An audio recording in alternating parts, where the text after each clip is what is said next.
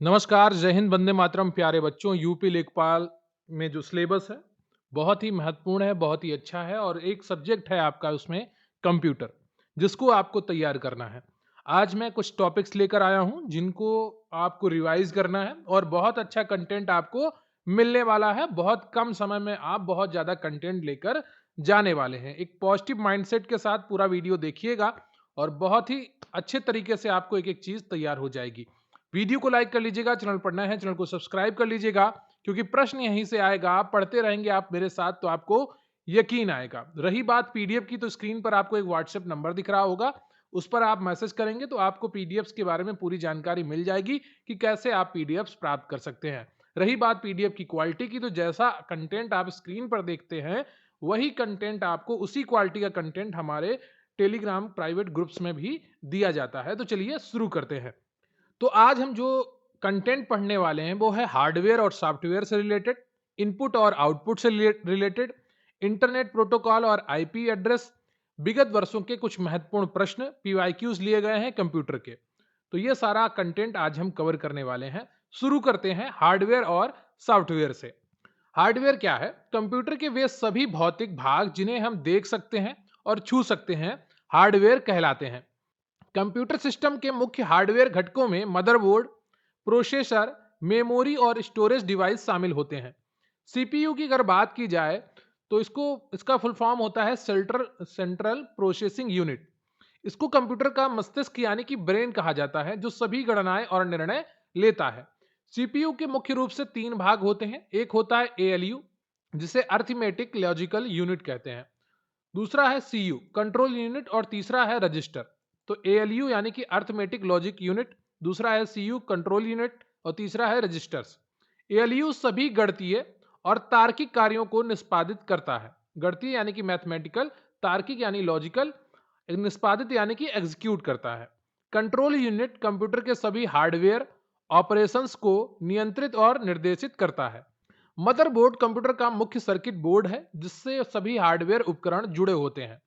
Computer की मुख्य memory RAM, random access memory होती है, जो एक अस्थाई वोलेटाइल मेमोरी होती है। रोम, रीड ओनली मेमोरी होती है, एक स्थायी नॉन वोलेटाइल मेमोरी होती है।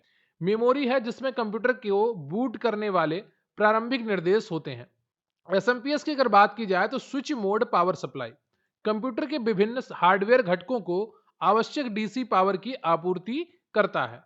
हार्ड डिस्क ड्राइव एचडीडी और solid state drive SDD computer के द्वितीयक भंडारण उपकरण है। कंप्यूटर से बाहर से जोड़ने वाले उपकरणों को पेरिफेरल डिवाइस कहते हैं। जैसे प्रिंटर है, माउस है, ये क्या है? ये पेरिफेरल डिवाइस है। पोर्ट्स वे इंटरफेस हैं जिनका उपयोग बाहरी हार्डवेयर उपकरणों को कंप्यूटर के मदरबोर्ड से जोड़ने के लिए किया जाता है। जैसे यूएसबी पोर्ट, यूएसबी पोर्ट में आप कीबोर्ड कनेक्ट कर सकते हैं, माउस कनेक्ट कर सकते हैं, स्पीकर कनेक्ट कर सकते हैं, माइक कनेक्ट कर सकते हैं, प्रिंटर कनेक्ट कर सकते हैं, और भी बहुत सारी चीजें आप यहां से कनेक्ट करते हैं। हार्डवेयर की गति मापने के लिए प्रोसेसर की क्लॉक स्पीड का प्रयोग होता है, जिसे गीगाहर्ट्ज में मापा जाता है। कंप्यूटर के अंदर डेटा ले जाने वाले भौतिक तारों के समूह को बस कहा जाता है, जैसे data bus, address bus.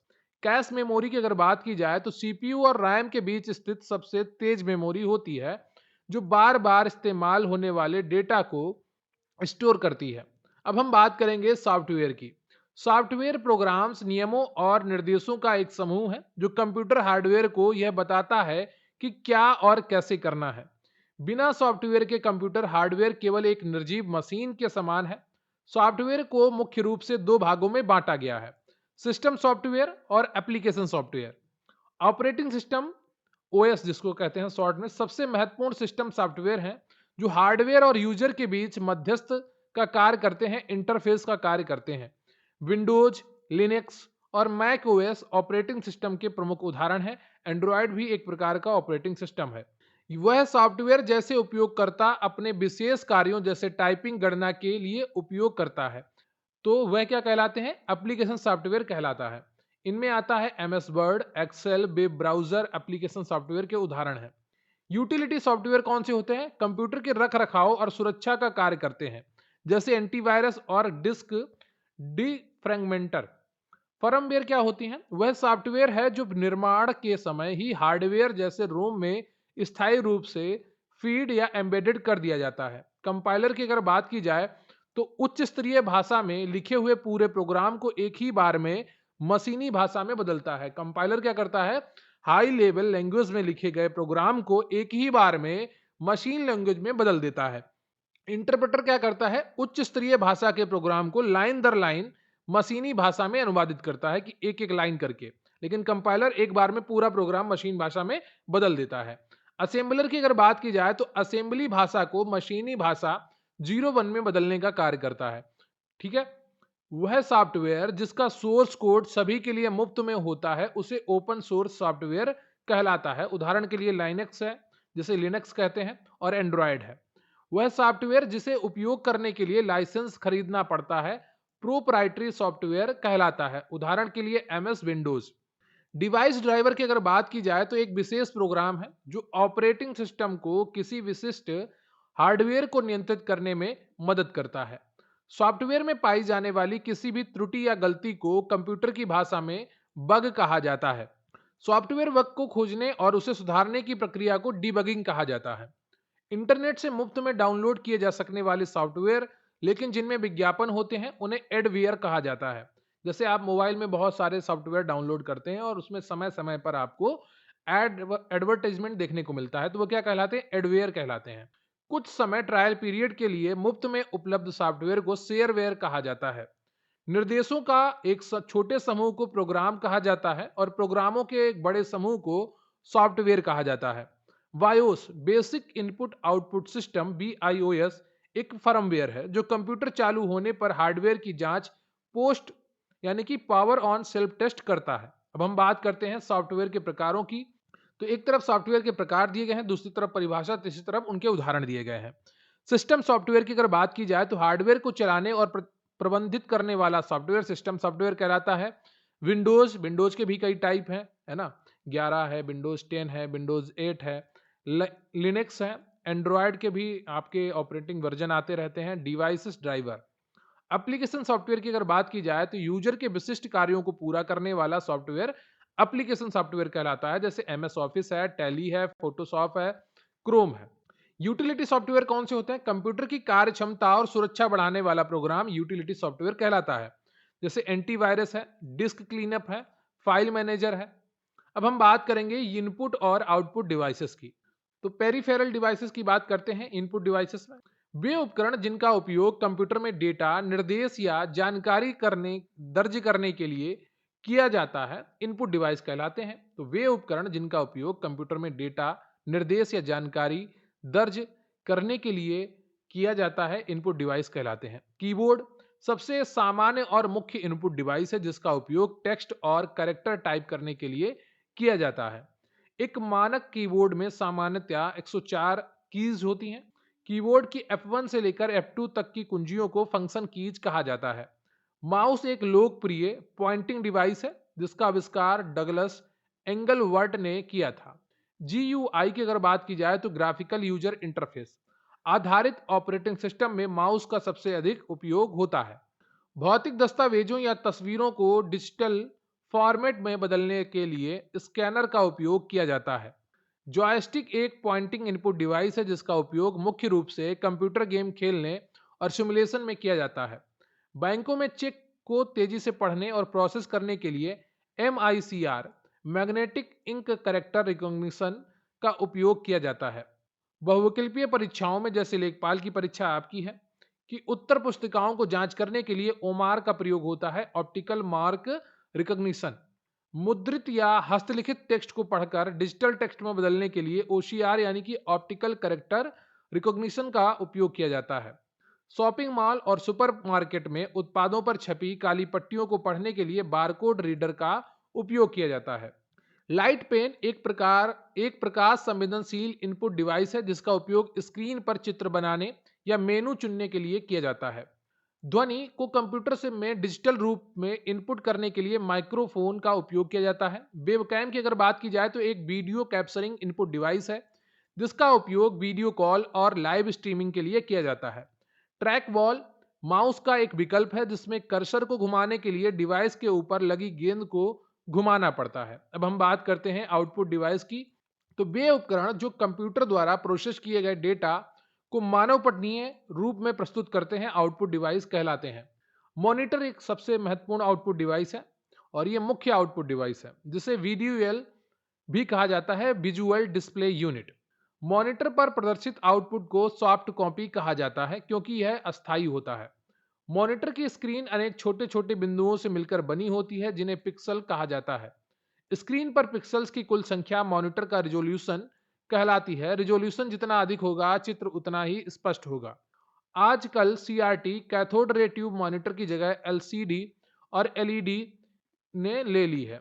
Printer computer की डिजिटल आउटपुट को कागज पर छापता है। इस छपे हुए आउटपुट को हार्ड कॉपी कहते हैं।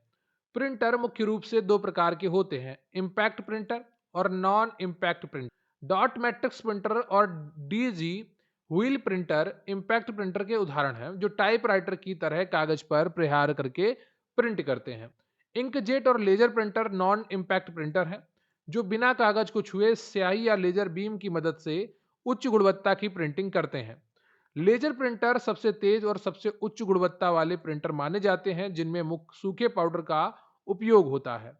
बड़े आकार के नक्शे, इंजीनियरिंग ड्राइंग, कैड और बैनर छापने के लिए प्रिंटिंग की जगह प्लॉटर का उपयोग किया जाता है। तो उसमें क्या होता है, प्रिंटर की जगह प्लॉटर, जितने भी आप होर्डिंग देखते हैं बड़े बड़े, इन सबको प्लॉटर से प्रिंट किया जाता है। किससे? प्लॉटर से।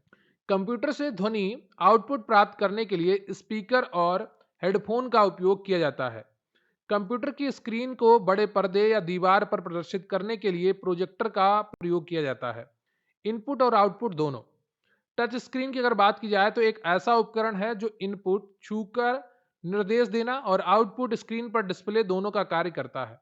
मॉडेम मॉड्यूलर डिमॉड्यूलेटर एक नेटवर्किंग डिवाइस है जो डेटा को भेजता है, आउटपुट और प्राप्त इनपुट दोनों करता है। फैक्स मशीन दस्तावेजों को स्कैन करके भेजती है और प्राप्त दस्तावेजों को प्रिंट यानी कि आउटपुट करती है। हेडसेट में माइक्रोफोन इनपुट और स्पीकर आउटपुट दोनों एक साथ जुड़े होते हैं।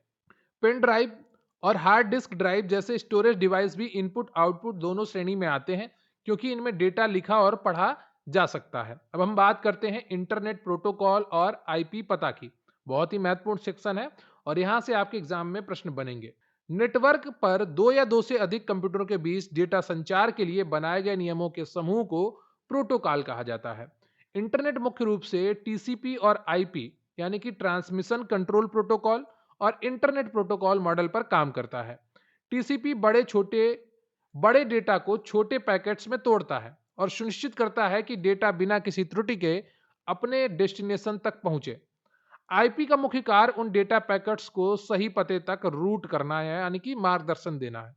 वेबसाइटों को ब्राउज़र में खोलने के लिए HTTP hyper text transfer protocol का उपयोग किया जाता है।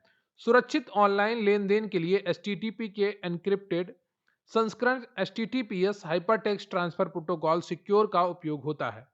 इंटरनेट पर फाइलों को अपलोड और डाउनलोड करने के लिए एफटीपी फाइल ट्रांसफर प्रोटोकॉल का प्रयोग किया जाता है।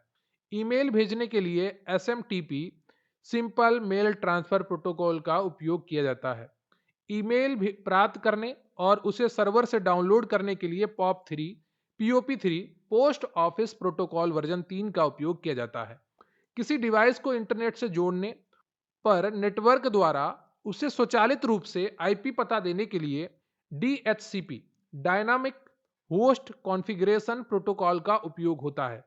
मैक एड्रेस कई बार एग्जाम में पूछा गया है, ध्यान रखिएगा। मीडिया एक्सेस कंट्रोल इसका फुल फॉर्म होता है नेटवर्क इंटरफेस कार्ड। एनआईसी का एक 48 बिट स्थायी भौतिक पता होता है। आईपी पता की अगर बात करें, internet protocol address. IP address internet से जुड़े प्रत्येक डिवाइस, कंप्यूटर, स्मार्टफोन की एक विशिष्ट पहचान संख्या है। जिस प्रकार हर घर का एक अलग डाक पता होता है, उसी प्रकार इंटरनेट पर हर डिवाइस का एक अलग आईपी एड्रेस होता है।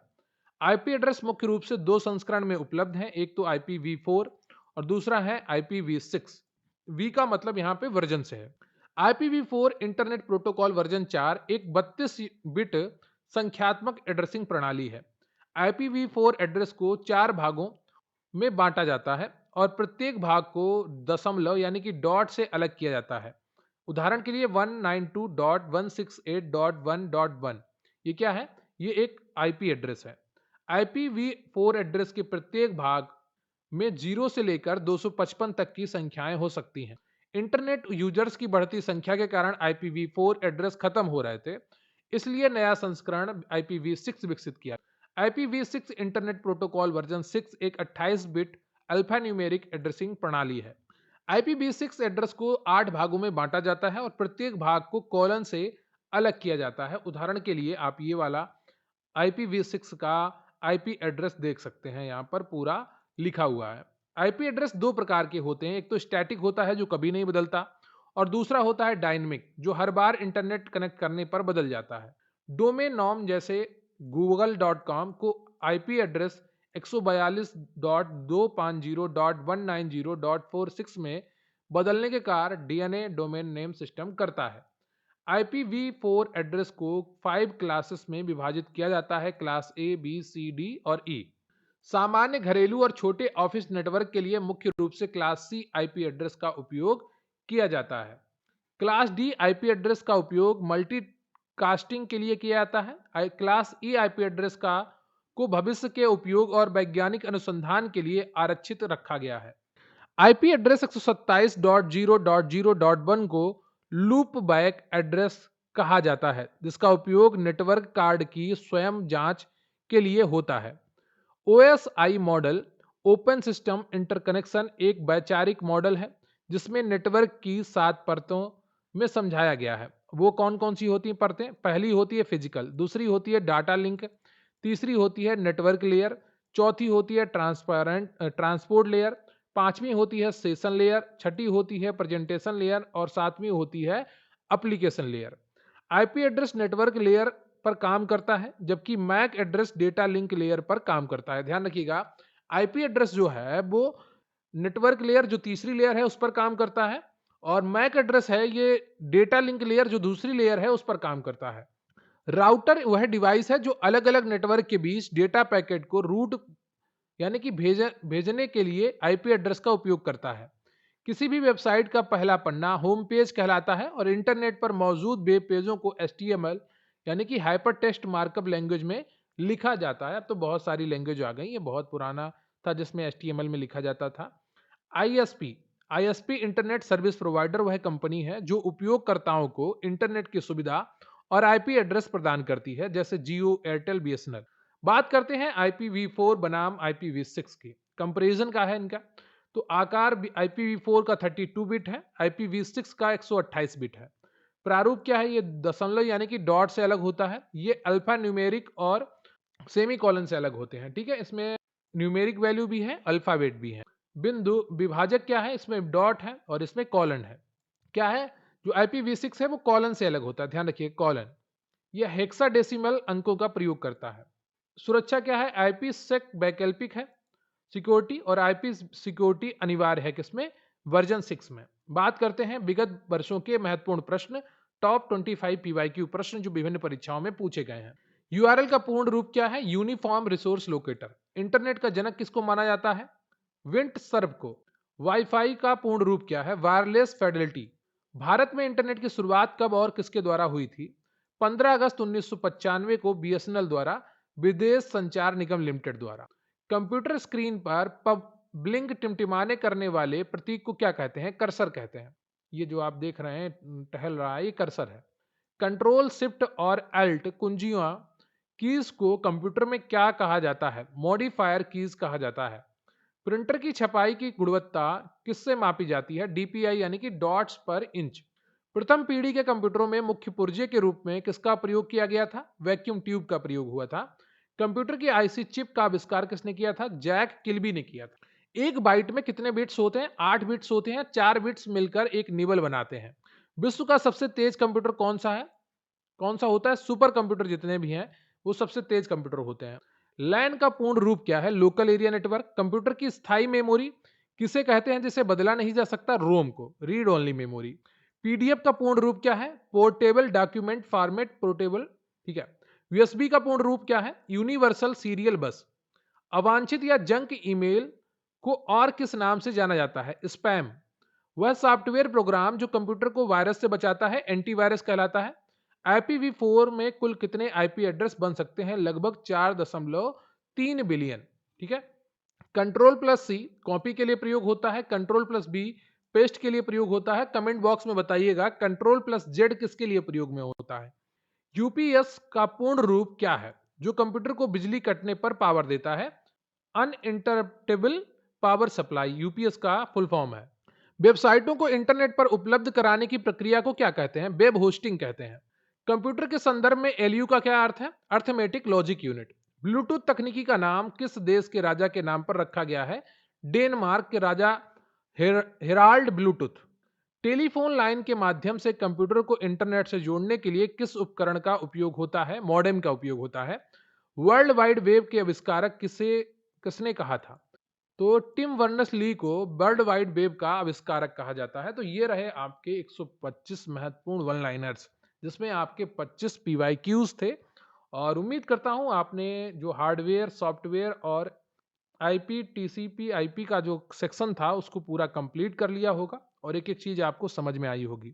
वीडियो को लाइक करिएगा, चैनल पर नए हैं चैनल को सब्सक्राइब करिएगा, अपने दोस्तों के साथ भी वीडियो शेयर करिएगा और कमेंट करके बताइएगा कि आज का ये सेशन आपको कैसा लगा। देखिए, हमारा प्रयास है निरंतर आपको अच्छे से अच्छा कंटेंट प्रोवाइड कराना। आज आपने 100 ये इस टॉपिक पे 100 देखे हैं और मैं एक बार और 200 आपको जो डीप वन लाइनर्स हैं, है ना, क्वालिटी वाले, हाई क्वालिटी वाले, जिसमें बहुत अच्छा कंटेंट आपको मिलेगा, वो भी लेकर आऊंगा ताकि आपका पूरा ये टॉपिक तैयार हो जाए। ठीक है।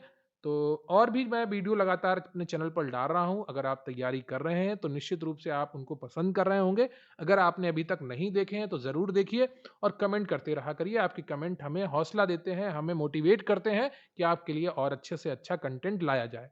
रही बात पीडीएफ की, तो स्क्रीन पर आपको व्हाट्सएप नंबर दिख रहा है, वहां पर आप मैसेज करिए और सारी जानकारी आपको पीडीएफ से रिलेटेड मिल जाएगी। मिलते हैं फिर किसी अन्य वीडियो में, तब तक के लिए जय हिंद, जय भारत।